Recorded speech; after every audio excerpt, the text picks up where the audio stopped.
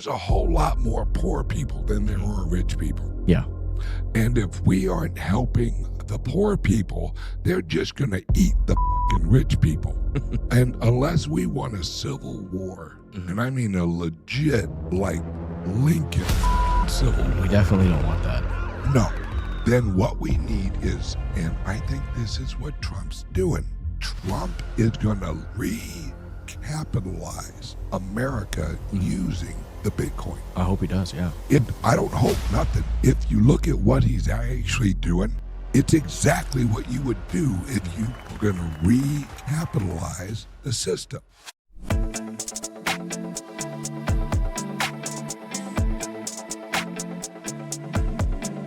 Welcome back to another episode of Cypherpunk'd, where we explore money's history, crypto's future, and Web3's role in advancing human rights, freedom, and digital liberty. Today's guest is Bitcoin Ben, the founder of Bitcoin Ben's Crypto Club, 21 Million Radio Show, Founders Group Worldwide, and Calyx Solutions.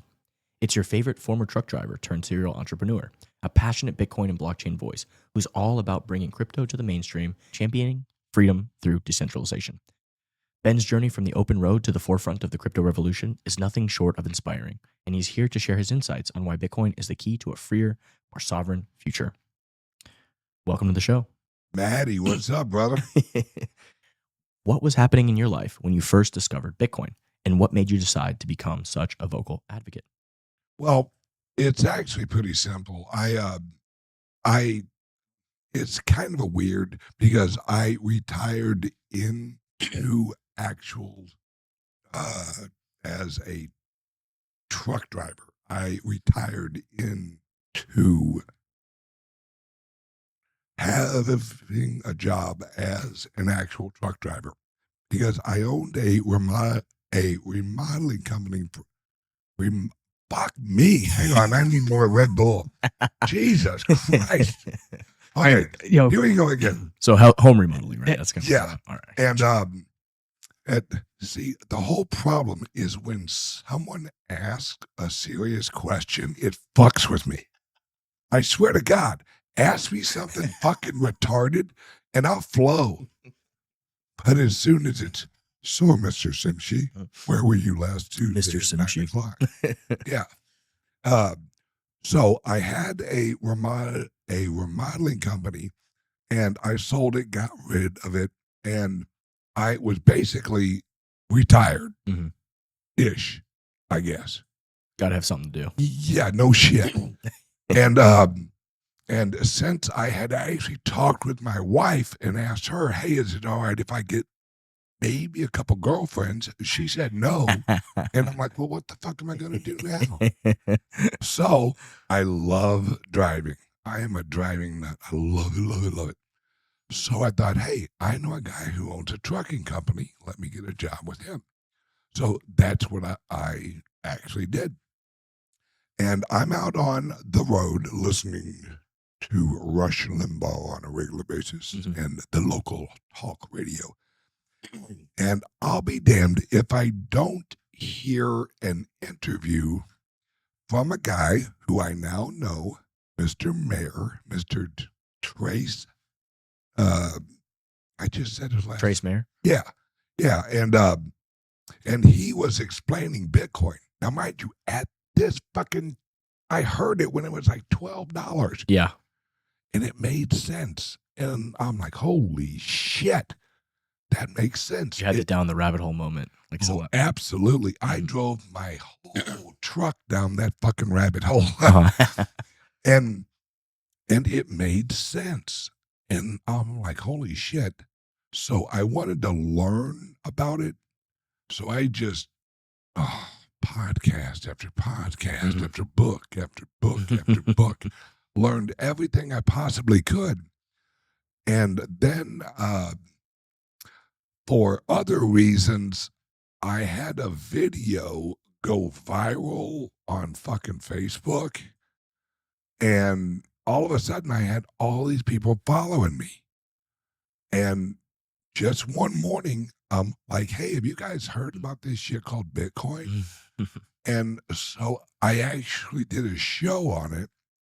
And I'll be damned, dude. I got fucking tagged on Twitter. I got fucking hit up by everyone and their brother. Like, dude, we want you on our show. So next thing I know, I got all of the early influencers reaching out and going, dude, you need to come on my show. Mm-hmm. So that's what I did. And as soon as I got on their show, I went viral. It went absolutely fucking crazy. They're like, this guy's fucking batshit crazy, but he knows Bitcoin. And he makes me laugh. Yeah. And they loved it. So I had a friend, shout out to Mr. Ken, what's his name? Bozak. All right. He's old school. Do you know him? I do not know. Oh, I got to introduce you to Ken Bozak. This motherfucker is the Forrest Gump of fucking cryptos. Literally, he always winds up at the strangest places, like on a yacht. He was on a yacht with the one of the original guys who opened fucking Microsoft. God, what's his name? Like Wickemeyer or Zuckerberg or I don't know who it is. It's a really weird fucking name. And he literally sends me Wozniak. Is that who you're thinking of? Wozniak, yeah. He's on a yacht. He's an Apple guy, I think, was that? Yeah. I don't know. He just a whole lot of fucking money. He's on a yacht with this dude smoking dope. And I'm like, what the fuck are you doing, dude? He was like, oh, just smoking weed with Wozni. Smoking weed with the Woz. He doesn't even say his whole name. It's just Wozni. I'm like, whatever, man, you crazy bastard.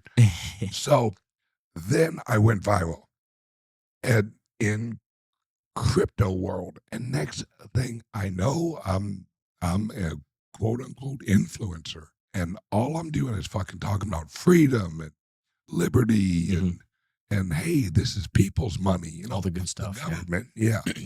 And that's how I originally got into it. Yeah, I've heard you say before, freedom first, Bitcoin second. Can you unpack that a little bit? Oh, absolutely. Well, if we aren't free, then we're fucked.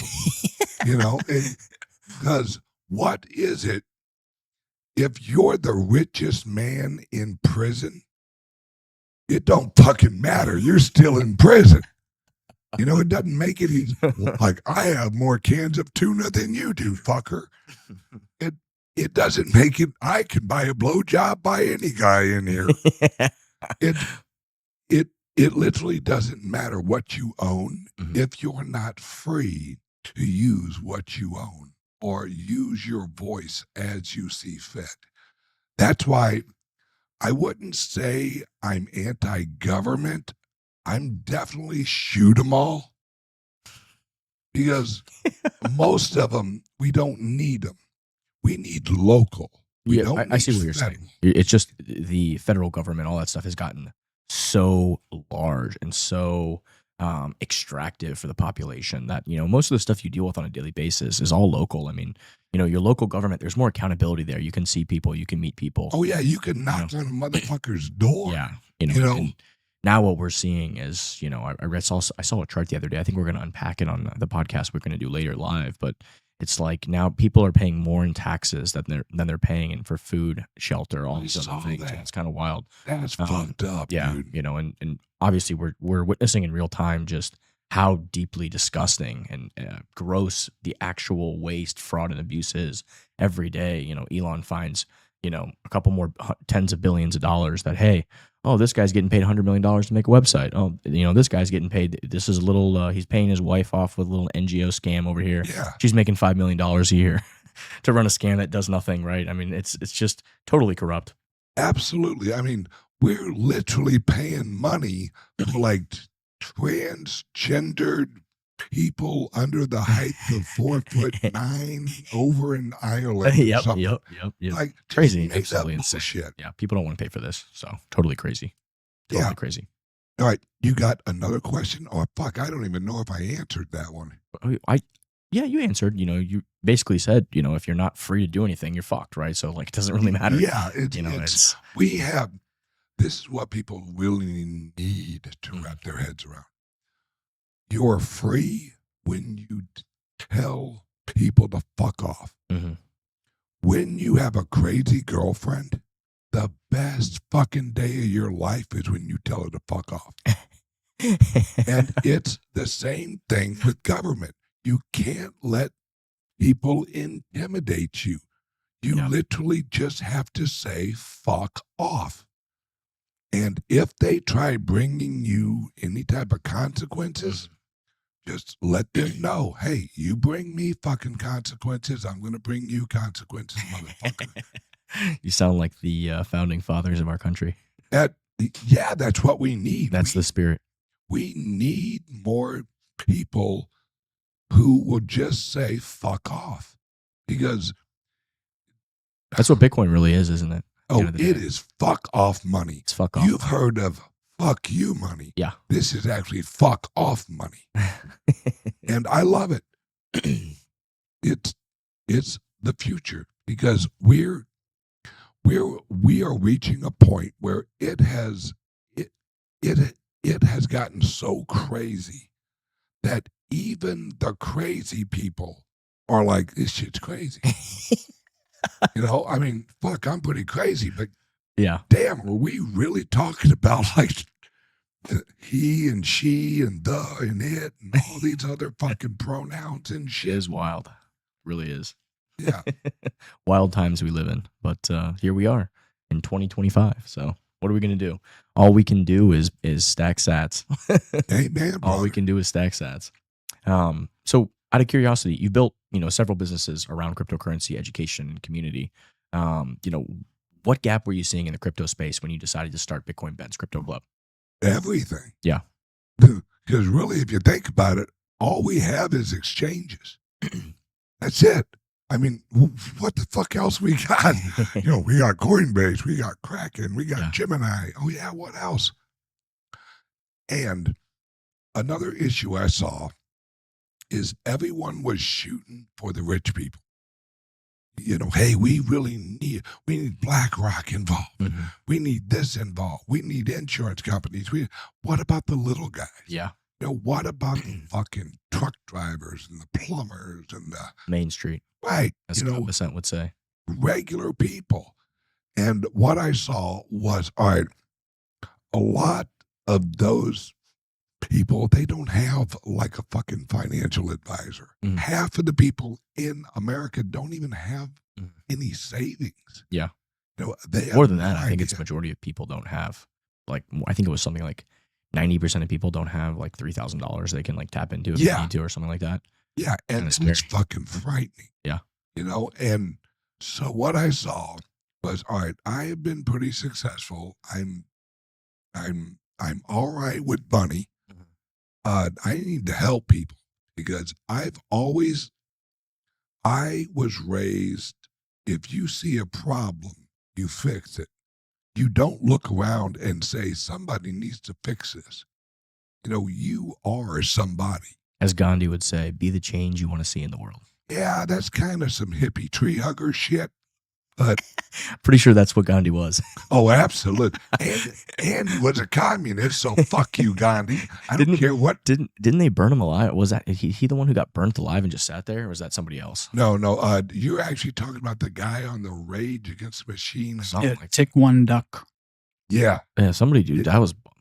Hey, what a balls, man. That's fucking way to go. That's boss shit. You're a boss, dude. I mean, if you can just sit there, it's just like do a fucking marshmallow. But just sitting there the whole time and not even moving, I mean, that's crazy. Focus. That's focus. That's focus. That's man, I'd have to be drunk as fuck to do that. I hope I meet him in the next life, wherever that is, somewhere in the cosmos, in the universe, somehow. I hope he looks like he did before he said one. Because if I see this motherfucker and he looks like a Krispy Kreme or something, I'm like, dude, I dig what you did, but you look like shit.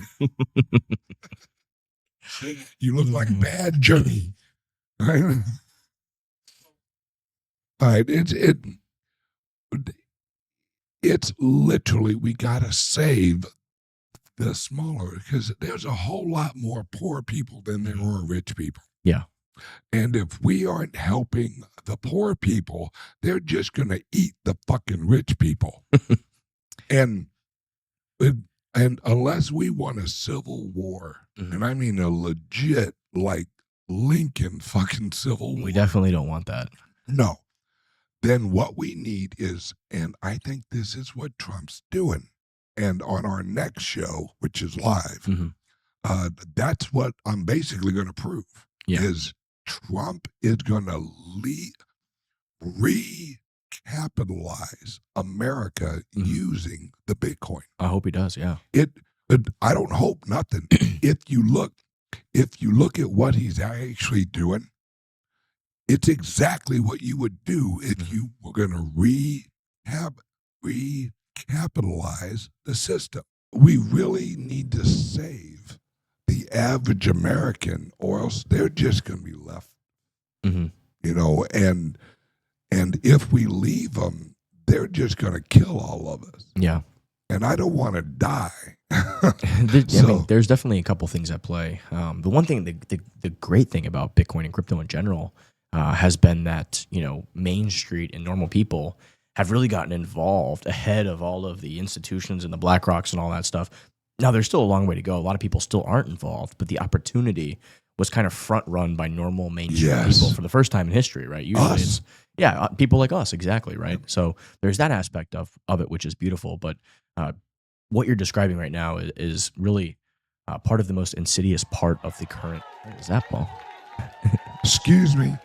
Sorry. That was a clip that wasn't supposed to play about the UK Supreme Court ruling. So I guess it's a milestone that now the UK court ruled that a woman is biologically female. Yeah, an accomplishment in the 21st century. So we have breaking news that a woman is a woman. A woman is a woman. If there's a penis, it's no longer a woman, apparently, according to the UK court. Fuck me. I'm glad we wasted all this time to figure that out. It all worked out. Yeah. This is how stupid. Yeah.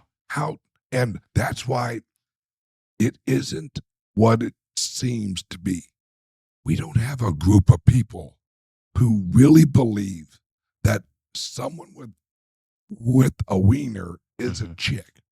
This is all fucking communist. This is fucking Marxism. This is social engineering. It is honestly kind of, it's fucking crazy. The whole thing that it's even a debate about it. I mean, you know, like if you want to be an adult and be trans and do it, like by all means, do your thing. Leave the fucking children out of it. And like, you can't compete against biological women. I mean, it's just a no-brainer. I mean, like, you know, like, have you ever read something called Rules for Radicals? Yeah, I've heard of it. You need to read that motherfucker. Yeah. Because this... What is that, Saul Alinsky? Yeah, he's a prick. I'm glad he's dead. He literally says, no matter what the norm is, you go against it. No matter what. If you have a woman, you say that's a man. If you have a dog, you call it a cat. I swear to God. I'm going to have to read this. I've heard of it. I haven't read it, but I'm interested. He was a revolutionary, and he was a communist, and he was a Marxist. And that's how they work. Because, number one, if you understand, we have actually been under attack since about 1868. Ever since the London School of Economics and a group called the Fabian Socialists, they actually are communists.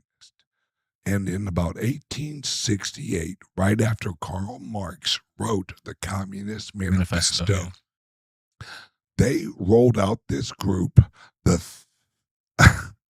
I can't say Fabians? F. Fabian? Yes. And they're a bunch of pricks, or they were. All of them are They're dead. pretty now. much all dead, yeah. Right. But what they did was they actually split in half. Mm-hmm. One half were the Russian revolutionaries, like like Lenin, Trotsky, and all those assholes. Mm-hmm. They went the violent route. Then you had the progressives, and they were called progressives, and they infiltrated America. Kind of what's happening right now. I mean, you see it a lot of these institutions and schools. I mean, this whole Harvard thing, like, Yep. Trump's like, we're not giving you any more money because it's taxpayer money. And they're like, oh, you can't do this. You can't not give us this money, blah, blah, blah. We can do whatever we want, you know? Yeah. It's like, no, you're getting funded by the taxpayer. If you want to do whatever the fuck you want, then you don't get this $9 billion.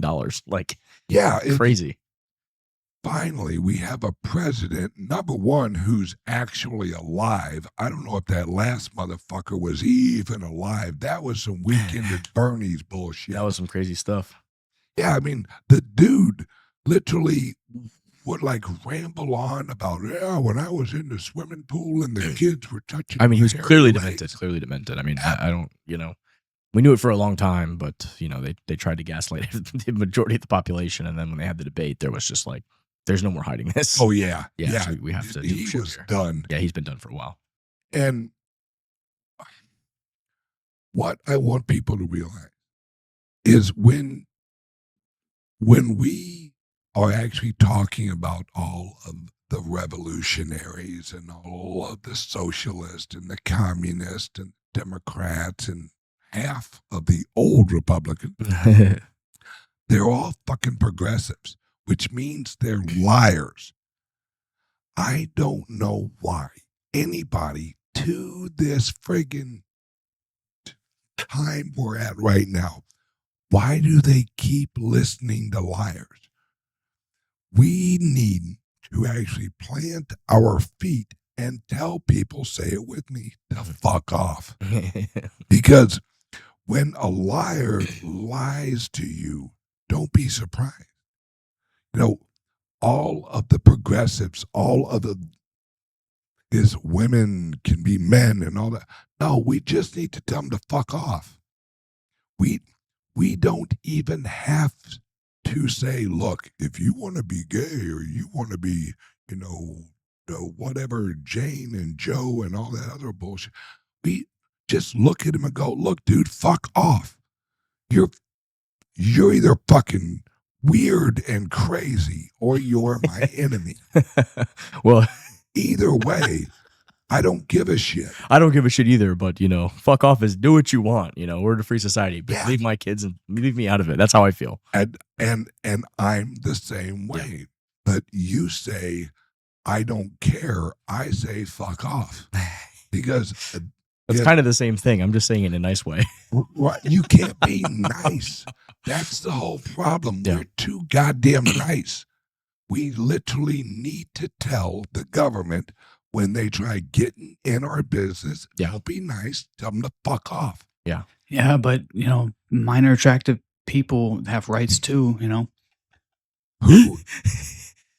Are you against maps? They're called maps now. What the fuck's a map? A map, dude. A minor attracted person. They're attracted to minors. Pedophile. No, dude, they're map. Don't use that word. That's very discriminatory. How it's very dare you? insensitive. Fucking Whoa. shoot them all. Whoa, dude. That's No. totally violent. I mean, Yeah, it is. We need to shoot the pedophiles. I am totally for. I volunteer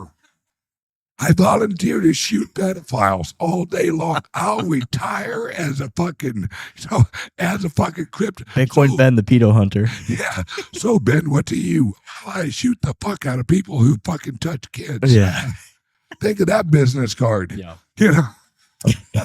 Yeah, that's where you know, I'm a freedom loving individual. I draw the line at stay away from my kids and, you know, fuck off and do what you want. That's how I feel. You know, Yeah. as long as you're not affecting me or my children, you're a grown person, you live your life. That's That's how I think about it. that is Don't true. Compete against biological women if you're not a woman. That's not okay. You know, these That very is basic true. guidelines. You know, I completely agree Yeah. with the whole live and let live thing. that's the philosophy. But Yeah. what we need to do is hold the ground on right and wrong. Mm. Right? If you touch a kid, we kill you. Oh, no doubt. No Right. doubt. If you break a real law, not this made up horseshit law that we live under now, which is civil law. Civil law is bullshit. It's absolutely fucking bullshit. And if we live under what is real law, law of the land, which is also known as common law, we live under that, we're fine. Because as long as we have to protect our society from evil and retarded people. So when I was young, if I said something that was wrong, there was no one around who sugarcoated it and said, Little Benny, it's okay, buddy. You gave it the college try. Here's your trophy. No, if I said something wrong, several people would yell out, "You fucking stupid." And because I didn't want to be called stupid or retarded, I learned about what the fuck I was talking about. Yeah. And that's our hope. We're too nice. We need to whoop the shit out of our kids. This is and I say whoop the shit out of. You don't really have to hit kids. They just got to believe you will. I swear to God, it works. I never hit any of my kids. How many kids do you have, Ben? I got 3.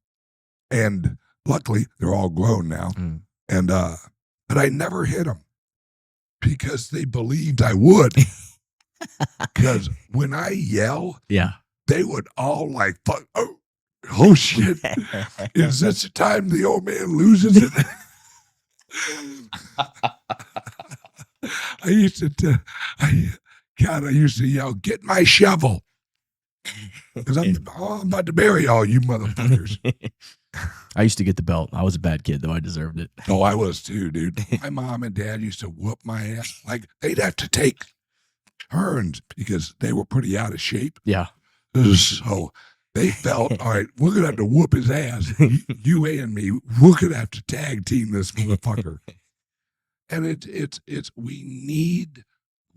and really, if you want to get down to the brass fucking balls of it, we need real men. Yeah, no, I think we got too many limp-wristed, cocksucking fags out there. Yeah. And when I say fag, I don't mean it in a derogatory term. Because I don't care if you're a fag, you be you, all right? But don't tell me what I can and can't call you. Because that's freedom of speech. And I am an extremist at freedom. I think that anyone should be able to say whatever they want, no matter how horrible or how much I disagree with them. Yeah, I actually totally agree with that. Just because, how are you going to have debate, counter narratives? You don't want somebody believing something and then not being able to communicate about it, and then they hide in the corner and develop all these schemes or whatever. Yeah. It's better to have it out in the discourse. Hey, I disagree with you. Here's why. Hey, I think you're fucking crazy. Here's why. Yep. Let's talk about it. Let's discuss it. Let's debate it. We might not agree on everything, but at least let's have it out and talk about it, right? Absolutely. Super important. That's why we have the Amendment 1. Amendment 1. So we don't have to get to Amendment 2. Yep. Because if we can't talk, we shoot. And we need more people, especially men, women, nothing against you.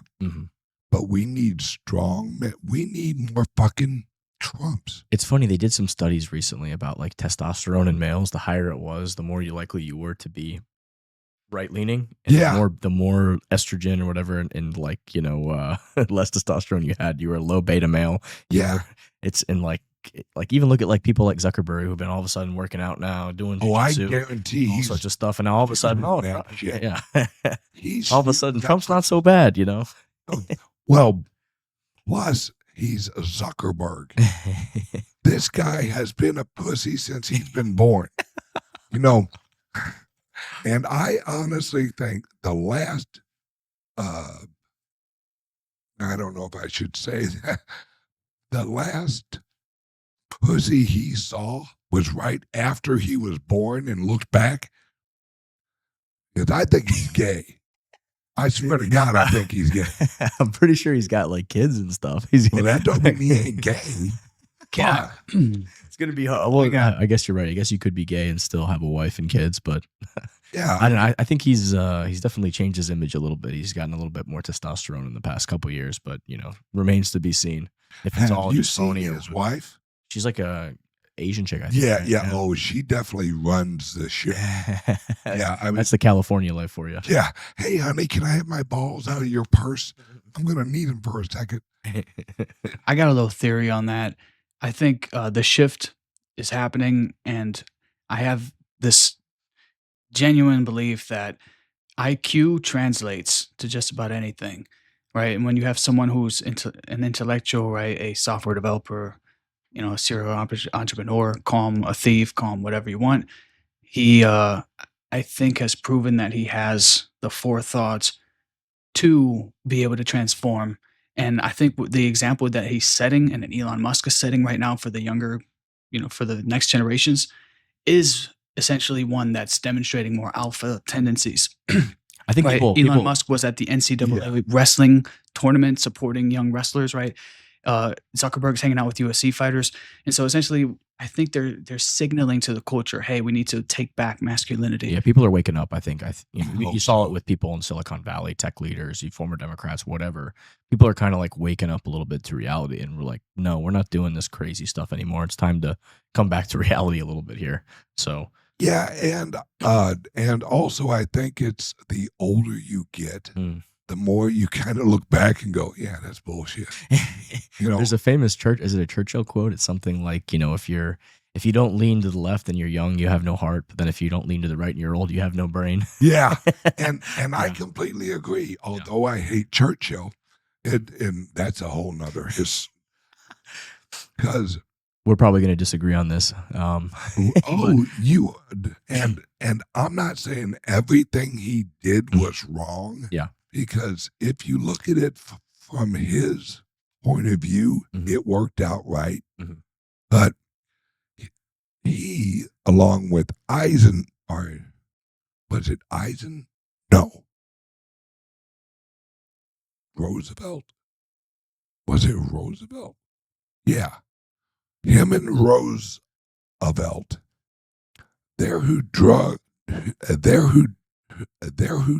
us into World War II, because they actually met on a boat and they planned out the attack on fucking Pearl Harbor. Are you talking about the Japanese bombed Pearl Harbor? Are you saying?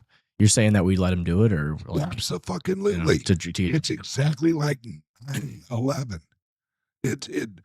You don't have to. We're going down the conspiracy hole today. This Welcome. is not a conspiracy. Think about it, brother. Think about it. I mean, all right.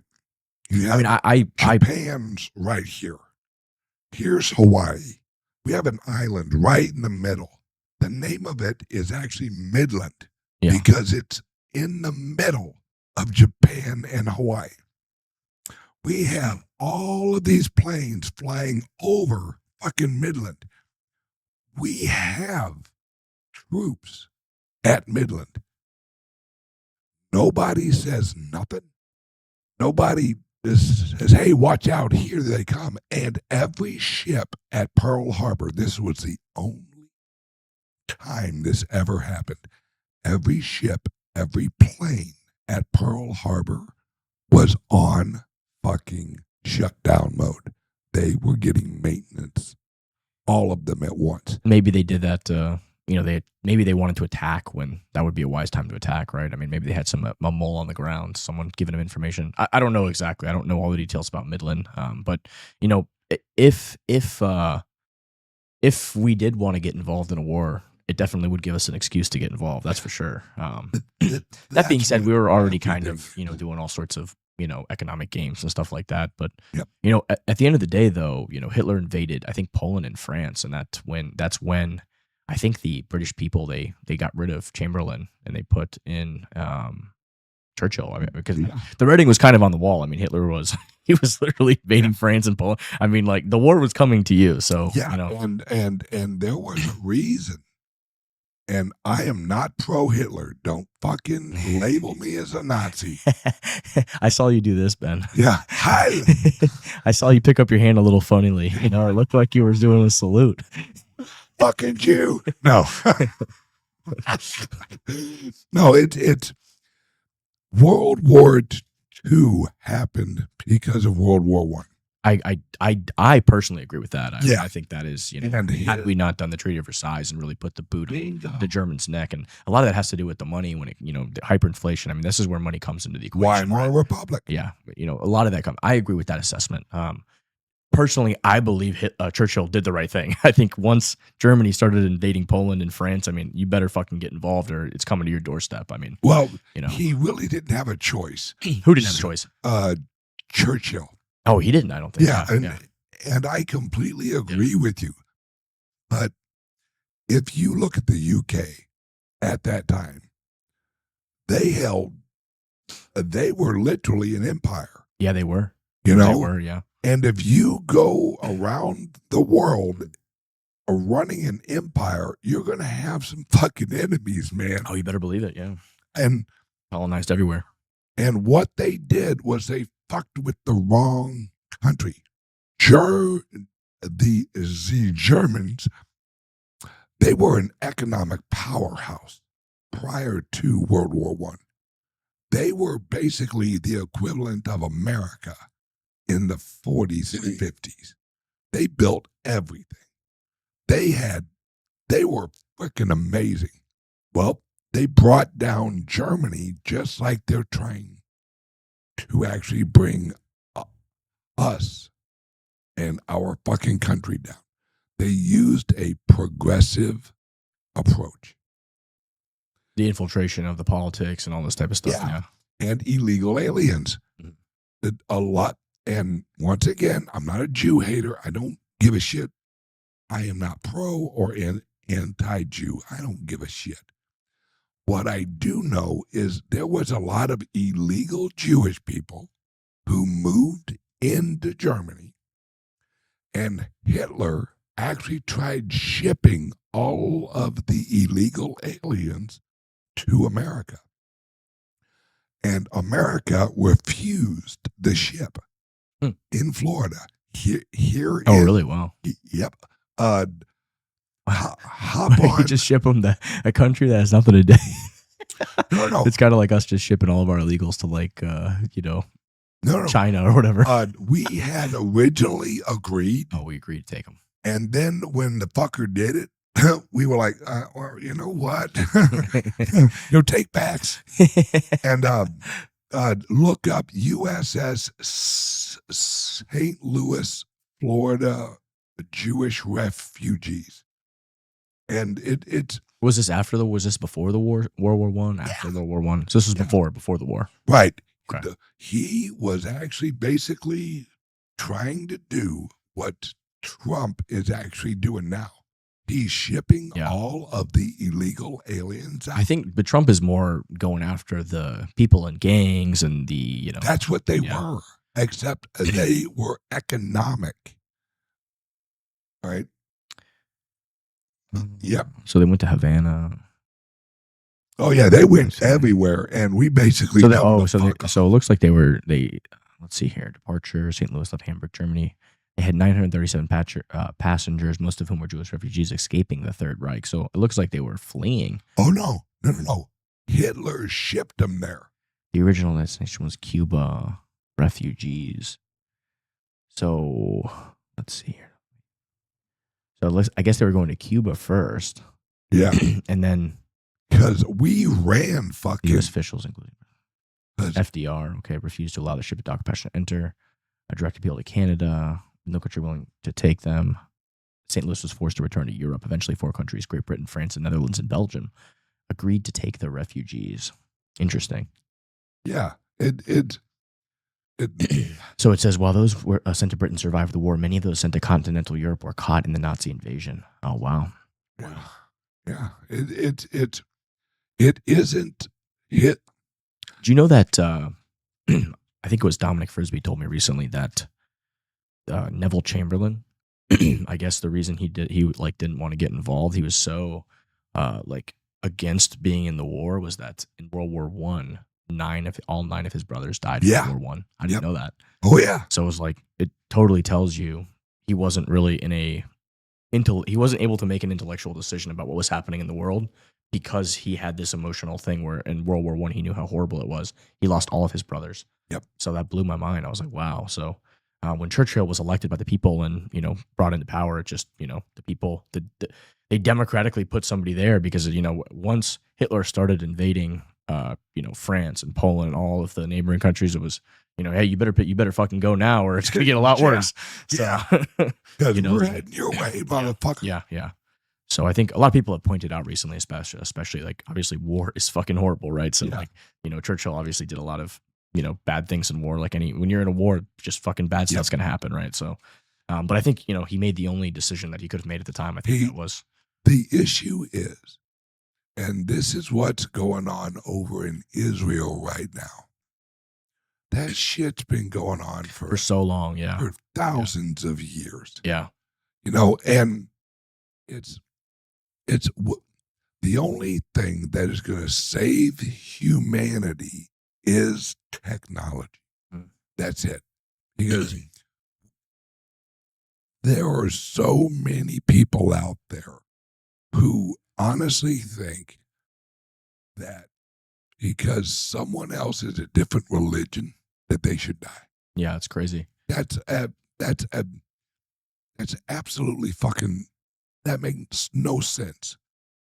And yet World War II happened because of World War I.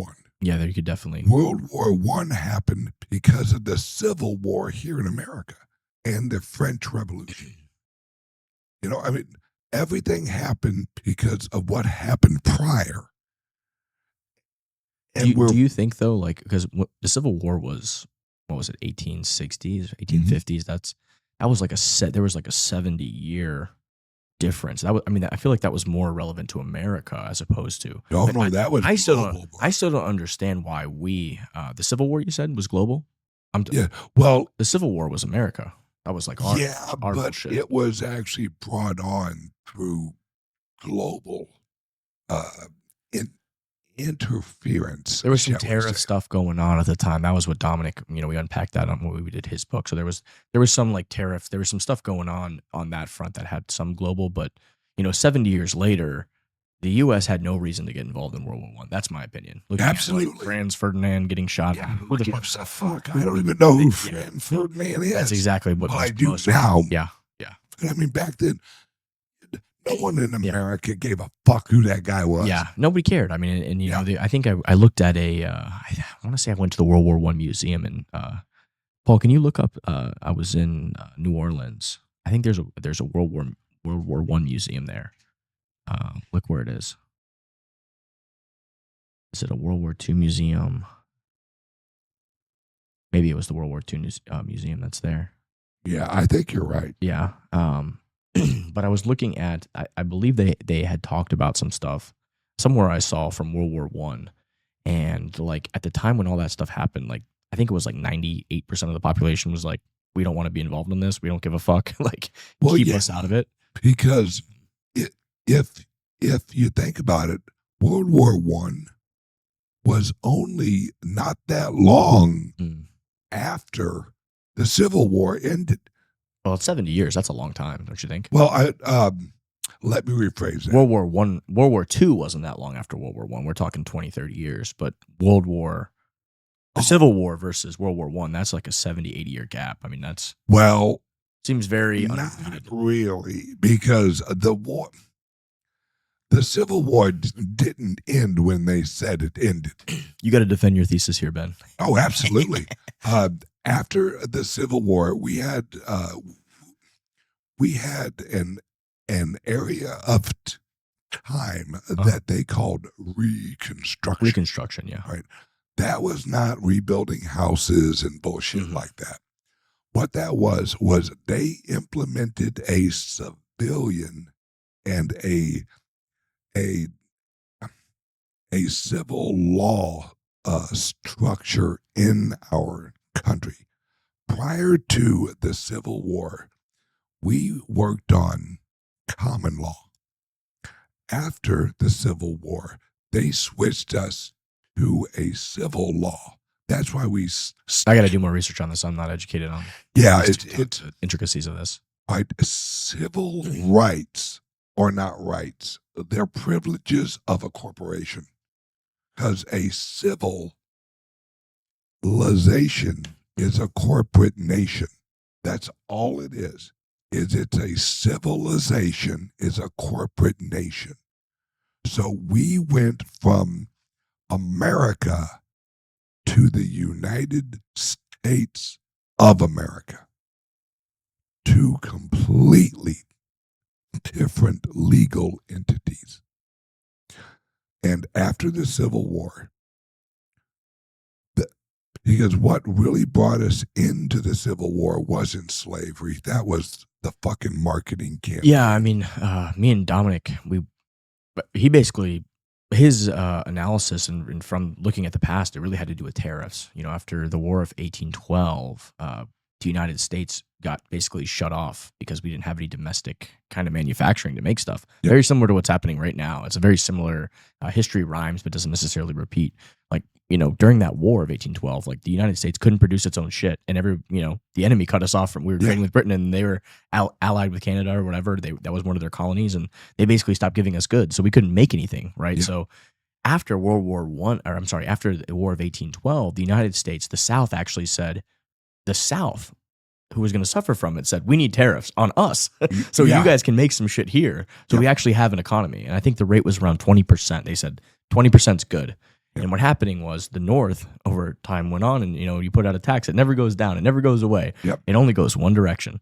So the South was actually very selfless in saying, let's have a tariff so we can make stuff and have some national security here. In the North, they voted, they want to raise those tariffs. They want more, they want more, they want more. And now it's 30-40%, right? And over the preceding, the next 20 to 50 years, there's kind of this tug and pull of going from 20% up to 50%, down to 20%. And eventually, the war comes, right? Because, at 50%, the South is not very happy. So really, and there's a famous, I think, Lincoln quote about Fort Sumter when he was like going to be attacked or whatever. He kind of said like, but, they said, just let it go, let them have it. Let them do the thing. Everyone will ally with you and believe you. And he's like, well, what about the revenue, right? That's like his famous quote, right? So like throughout most of the things in history, there's a lot that has to do with taxes and money and all these different things. It's all about money. Yeah. That's what every war is about, land and money. Yep.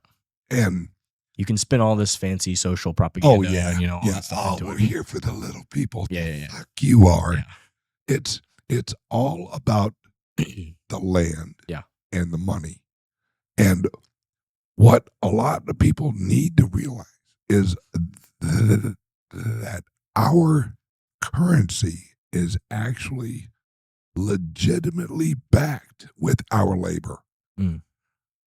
When we issue a U.S. Treasury, that is actually, it says we are backed, this currency is backed by the faith and the full faith and credit of the United States government. Yep. Yeah, that's a fucking lie. What it's backed by is our labor dollars. Because as soon as you are born, you are issued a certificate of birth, or also known as a birth certificate. And they leverage that and they sell a future actually based on that child. And you want to talk about some racist shit, look into the mathematics of how much is a black child worth as a future than a white child. This government is really crooked shit. What are you talking about right now? Like, I'm kind of confused. Can you unpack this a little bit more? Explain it. Yeah. All right. All right. We have what is called a treasury department. Mhm. Right. They issue what are called treasury bonds. Those actual bonds are, let's say, the capital that those are sold on is our future taxation. Mhm. So we're going to sell a bond saying in the future we will give you more than what this bond is worth. Well, what they're selling, that is a future on a human, on human's labor, on slavery. That's what a treasury bond is. Because when you put up an actual bond, you have to have collateral. We don't have any collateral except human taxation. That's what they did in 1913. Right after the Civil War, they brought us into a civilization legal structure. That's why they called it the Civil War, because it's rolling us out of the old system into the new civil legal structure. In a civil legal structure, you and I are property. We are what is called human resources. And you and I are a ship. That's basically what we are. Is there like some metric that they're using, some kind of calculation that they're making based off of like the population dynamic? And Yeah. so what is that? Is there like a way we can look at that and reference that? Like, Look up American Census. like is that when they set the different rates and stuff? Is that are they saying, hey, we're having the population growth is X and we're setting this interest rate or whatever based off of these factors, but also taking into account the future labor that's going to be provided by the people that are being born today? Yeah, where that's actually written is in. Hang on a second. It's. I don't know anything about this, so that's why I'm genuinely curious to know what you're talking about. Look up American Census in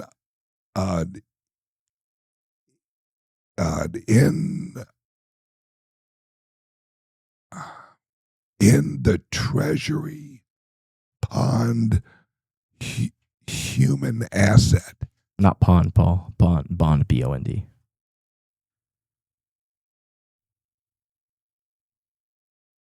Let's see this. I'm curious. Fringe or conspiracy circles. Oh, house. That U.S. citizens are somehow used as collateral for U.S. Treasury. Go up a little bit. U.S. Treasury bonds and the census plays a role in tracking or valuing these human assets. Let's unpack this carefully and separate fact from myth. The fact, let's go down. Let's see what they say here. Yep. The U.S. Census is conducted every 10 years, most recently in 2020 by the Census Bureau as required by the Constitution. Its main purposes determine congressional representation, guide federal funding allocations, and provide demographic data for planning and research. U.S. Treasury bonds. These are government debt securities sold to investors to fund federal government spending. Investors include individuals, institutions, and foreign governments. Bonds are not backed by individual citizens as collateral, but rather by the full faith and credit of the U.S. government, meaning its ability to tax and repay human capital. What is tax? In economics, the term human capital refers to the value of a workforce's skills, knowledge, and productivity. This does not mean people are treated as literal financial assets or collateral. Bullshit. The myth. Some claim that a birth certificate is a financial instrument or a bond traded on Wall Street. The government assigns a monetary value to each person at birth. The census is used to assess the government's collateral in the form of people.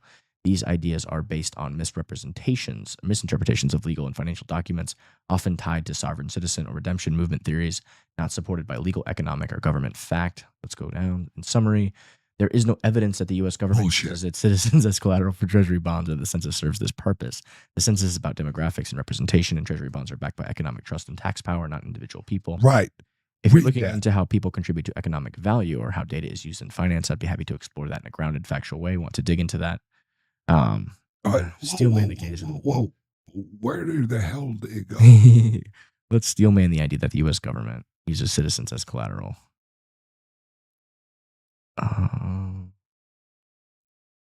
Yeah. The U.S. government relies on taxations of its citizens for the majority of its revenue. Yeah. The Each citizen bonds. represents economic potential. So this is the steel man against what the AI is saying. Labor consumption, income generation, all of which are taxable. In this sense, the present and future productivity of the population is an implicit asset backing government financial commitments. So, I mean, I can see some of the logic, I guess, because they do just print money. So, right. So like when they're promising a return on a bond, it's like, there's an element of taxation, but there's also some element like that's where the new money gets created from. That's like the inflation. That's the money printing, right? Yeah. Whenever you have more humans, or whenever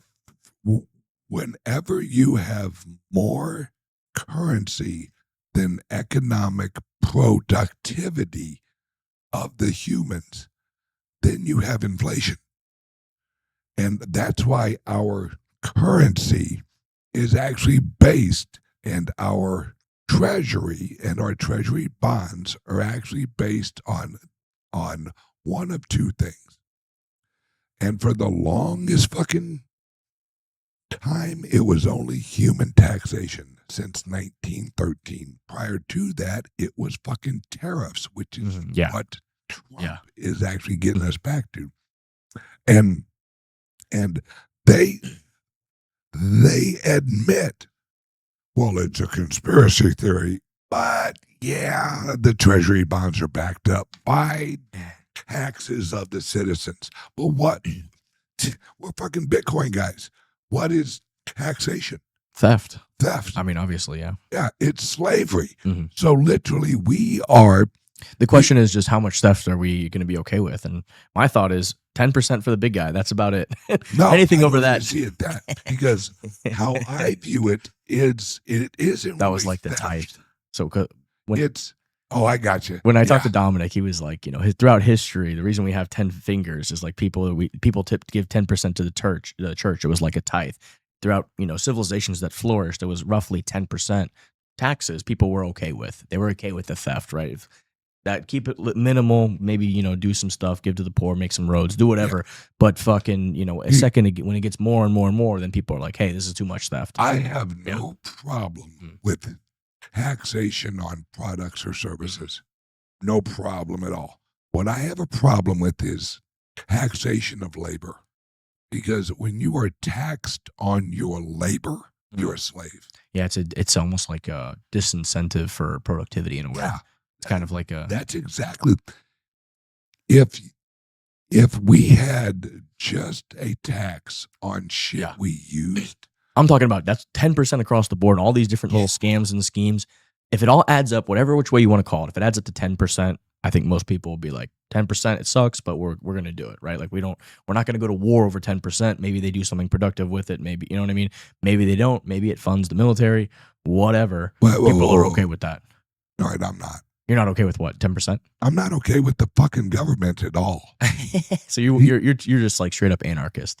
I'm not an anarchist. What I am is local control. Yeah. Because name me one fucking federal or large government that hasn't killed millions of people. That's what governments do. Oh, yeah. I mean, once they get to that point of power, yeah. That's why you can't let them get to that level of power. Yeah. You need to shoot motherfuckers way before we get there. That's what happened in the Civil War, was the federal government. And if you know the history of the pre-Civil War, kind of 10 years prior, there was a lot of progressives that weren't called progressives yet. They weren't even fucking called communists yet. They were the enlightened, the Illuminati. All right, that's not a conspiracy theory. George Washington wrote many letters complaining about the Illuminati. And And he actually called them the Illuminati because that's what their name was, the Illuminati. And the enlightened ones evolved into the communists because that's when that's when they really got in, like running the global banks and all that shit. Once we had a telegraph, that's when this shit took off because then they could exchange value, information, yeah, and travel across. information across that line. That's what actually caused the 1929 crash because I'll argue that it was the Federal Reserve to begin with. Well, that caused the 1929 crash. No, you're absolutely because right. they obviously they were messing with the price for money, which was the interest rate, right? And the roaring 20s was basically, we had this new technology over on Wall Street that was called a ticker. And all of a sudden, you could have these motherfuckers everywhere. You could have them in Chicago. You could have them in all over the country.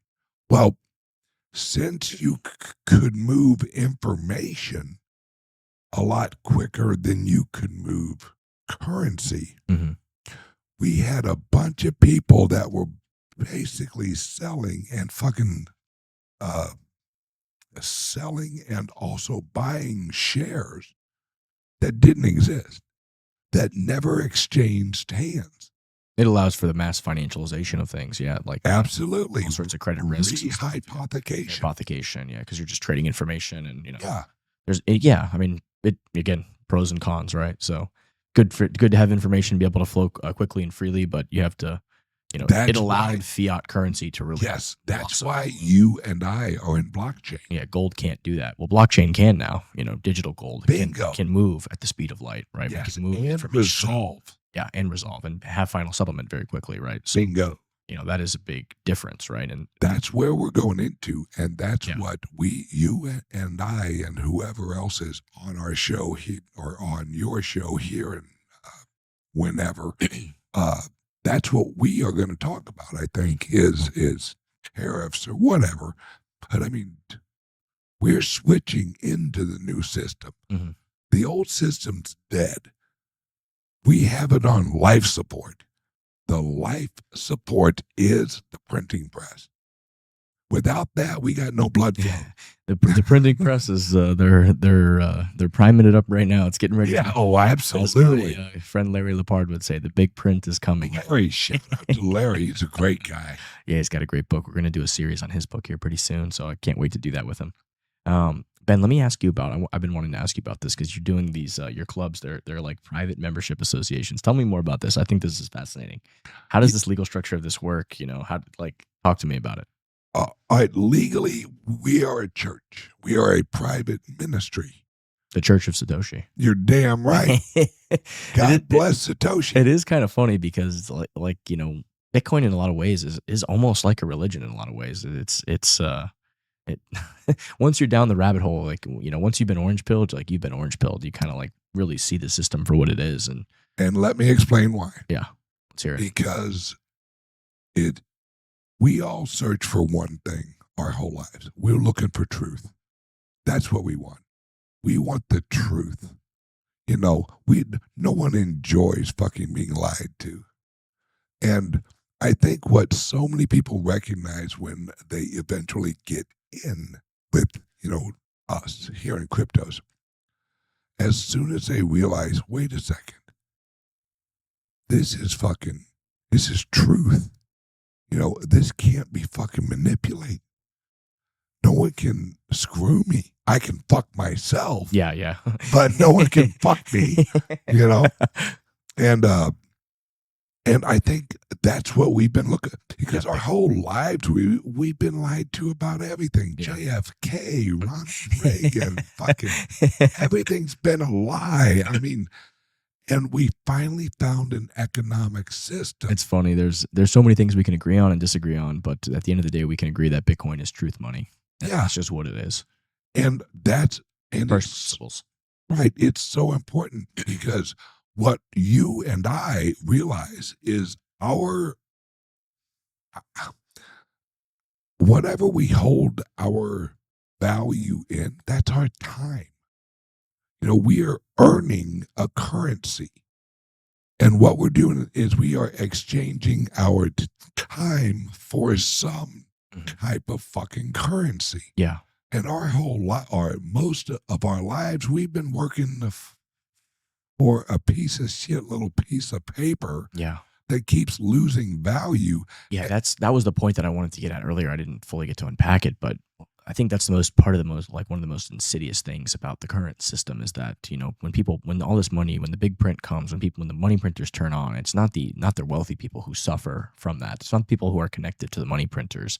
It's not the well financialized people and the wealthy people and affluent people. It's actually the people who are the poorest who are affected the most, because what happens when they print money is you didn't create more value. All you did was extract. You're extracting by inflating the currency. And the people who are the poorest, who are working paycheck to paycheck, guess what? The cost of their goods, of their rent, of the gas, of all of the things they actually live on paycheck to paycheck goes up. So now you really put the pressure on the lowest and the poorest people in society, because the last thing to go up after the money printer, guess what it is? Wages. Yep. So everything else goes up first. Everybody benefits from the new money. And, since 1971, if you look at any graph or any chart, I mean, it's literally like, you watch going up into 971, like rich and poor are going up together, kind of like, there's a little bit of a variation. And then all of a sudden it's just like, boom, massive split of wealth inequality that's occurring. So, people with assets, they get wealthier, the assets go up in prices, the assets inflate. And the people on the poorest who don't own assets, they have prices go up, rent go up, all these other things, and they suffer the most. Hence why I launched all of my clubs. Yeah. Because we need to get to the little people. I love it. Because I cannot, in a clear fucking conscience, I cannot live my life and know I could have helped people. We got to help each other, or else we're all fucked. And I don't want to be fucked. You don't want to be fucked. So let's, as Raoul Paul says, let's unfuck ourselves. And that's what we need to do. But we can't forget about the little people that have no idea about Bitcoin right now because they're too busy working fucking 2 or 3 jobs just trying to pay some bills. And that's why, no, I don't care if I ever make any more fucking money. I don't care. It isn't about the money anymore. It's how's this world going to look when I leave it? Did I help or did I hurt? And I'm not going to sit here and watch just the wealthy get wealthier. I want the little guys. Hey guys, you may not make a ton off this, but you should make something, especially right now. We're still low priced. I don't give a fuck what no one says. Oh yeah. Oh, it's $84,000. It's way overpriced. Fuck off. Do you know how much money's out there? Do you know how much crappy, shitty fucking fiat currency is out there? Hundreds of trillions of dollars worth. And what is our fucking market cap right now? Only like 1 or 2 trillion. Yeah, like 1 or 2 trillion. Holy shit. Is there a lot more coming into this? This whole, industry, economy, we're in, it's still in its infancy. We're still very early days. Right? We are. Gold has a 20 trillion plus market cap, I believe. So yeah, and we're going to eat that fucker's lunch. Yeah. Oh yeah. Because it's slow and heavy. Yeah. Just like I used to be. Yeah. What message would you give to people who are, at zero, new people who aren't very wealthy that, have heard about it, think they missed the boat? Like, what would you tell them? Research. Yeah. Learn. Look, if you think I'm lying to you, just do a little research. Watch a few shows. And if you watch, let's say, 2 or 3 hours of quality shows on learning about Bitcoin, that's like your first hit of fucking cocaine. You get that little bump and you're like, I'm getting goosebumps because I know exactly what you're talking about. that ain't a little kick to you, is it? Yep. You know? You go down the rabbit hole just a little bit. Right. You know? And then You're gonna keep going. next thing you know, you are putting your whole head in a fucking in literally like a bowl of fucking cocaine. Because you just want it all. And it's once you figure out that there's a way out, then you run towards the door. You're like, fuck this world. It's been fucking me since I was a kid. And there's a new world out there. And that's what our clubs are for. That's why the slogan of our fucking clubs is join the new rich revolution. Because we are the new rich. You and me and him and all of us fucking Bitcoiners, we're the new rich people. All of the other people from the old system, if they don't have Bitcoin, they're fucked. And to tell you the truth, some of them need to be fucked because they have been working against us and our movement. We just want people to own their labor.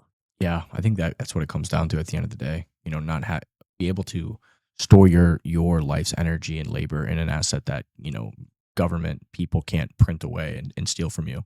Yeah. It's extract in a hidden way. Right. And any official, any government officials who literally argues, yeah, well, if we take that on, we won't be able to manipulate, or we won't know what they're doing with their money. Yeah. Yeah. There's a whole other aspect of it too. Fuck off, you cunt. You're not supposed to know what I'm doing with my money. Oh my goodness, you make me laugh, Ben. I love talking to you. What so tell me more about these PMAs before we continue. I'm curious about that. I want to learn more about this. I was what fascinated. We are is a private ministry. Is it a ministry or membership?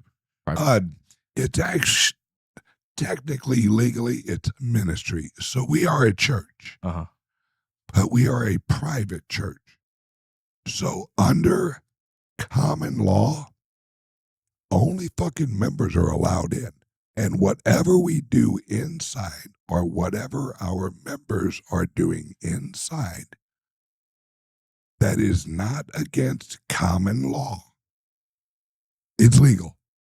So you can have a hot cup of fuck off. I have a sign on every club that literally says, if you are an official or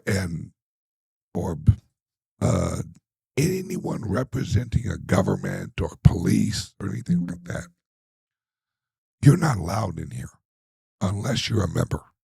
Everything in here is private business. And if you don't like it, fuck off. It doesn't say fuck off, but it says it very nicely. Not your business. And you're not allowed on my property. No trespassing. So that basically tells every government official, I'm done. How'd you get this set up? Did you did the lawyer help you with this and stuff? How did it? Yeah. Oh, nice. Yeah, they don't tell you that there's ways out of it. Why would they? They don't want you to know. I need to meet your lawyer. Yeah, I want to learn more about this. I will introduce you to him. I'd love to. It's all legal. I love it. Because remember, civil law sits on top of common law. Common law. I got to learn more about this common law, civil law stuff. Sounds interesting. Oh, it's freedom. That's it. It's absolute freedom. And that's what I'm all about, brother. I got your new slogan. A lot of Bitcoiners will say, fix the money, fix the world. Bitcoin Ben says, unfuck the money, unfuck the world. Absolutely. Because we just need freedom. And we're going to use the Bitcoin to get our freedom back. And that's what we need. And that's why I'm never going to give up and I'm never going to back down, because we can't. The reason we're in the place we're in is because so many people back down. I'm not going to do that. So any government official that hears this right now, if you want to sue me or you want to come and whatever, bring it on, motherfuckers. Because I am at the point where I'm just ready to fight. And this is worth a fight. Our freedom, our children's freedom is worth a fight. Part of you Paul reminds me, you guys say a lot of the same things. It makes me it's fascinating to hear. Part of the reason I got involved with Bitcoin to begin with was one of the features of it, where it was like this peaceful opt out of the system, right? To avoid the fight, right? Like I just, nope, I peacefully opt out. I'm going to store my wealth, my purchasing power in this asset that nobody can steal from me, that, can't be debased by governments or anybody else. So it's like this peaceful kind of opt out of the system, and nobody can force anybody to get involved with Bitcoin, and nobody can stop anybody from getting involved with Bitcoin, which is kind of what I love about it. But we have another podcast to get to, and this has been an absolute pleasure of a conversation. We will definitely do it again, brother. Bitcoin Ben.